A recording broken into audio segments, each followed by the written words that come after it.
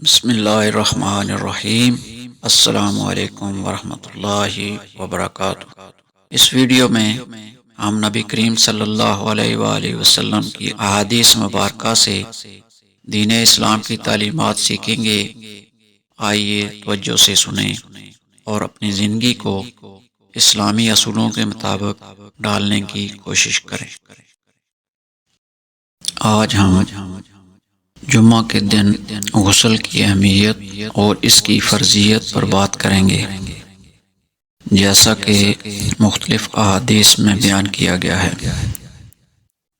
پہلی حدیث عبداللہ بن عمر رضی اللہ تعالی عنہ سے روایت ہے کہ رسول اللہ صلی اللہ علیہ وآلہ وسلم نے فرمایا، جب تم میں سے کوئی جمعہ کی نماز کے لیے آئے تو اسے چاہیے کہ غسل کر لے۔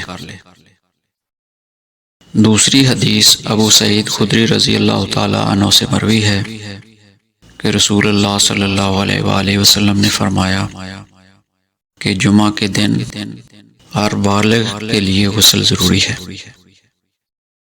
تیسری حدیث سلمان فارسی رضی اللہ تعالی عنہ سے روایت ہے کہ نبی کریم صلی اللہ علیہ وآلہ وسلم نے فرمایا، جو شخص جمعہ کے دن غسل کرے اور خوب اچھی طرح سے پاکی حاصل کرے اور تیل استعمال کرے یا گھر میں جو خوشبو میسر ہو استعمال کرے، پھر جمعہ کے لیے نکلے اور مسجد میں پہنچ کر دو آدمیوں کے درمیان نہ گھسے، پھر جتنی ہو سکے نفل نماز پڑھے، اور جب امام خطبہ شروع کرے تو خاموش سنتا رہے، تو اس جمعہ سے لے کر دوسرے جمعہ تک کے سارے گناہ معاف کر دیے جاتے ہیں۔ یہ احادیث ہمیں بتاتی ہیں کہ جمعہ کے دن غسل کرنا نہ صرف سنت ہے بلکہ اس کی بہت زیادہ فضیلت بھی ہے۔ یہ ہمیں جسمانی صفائی اور روحانی پاکیزگی کی طرف راغب کرتی ہیں۔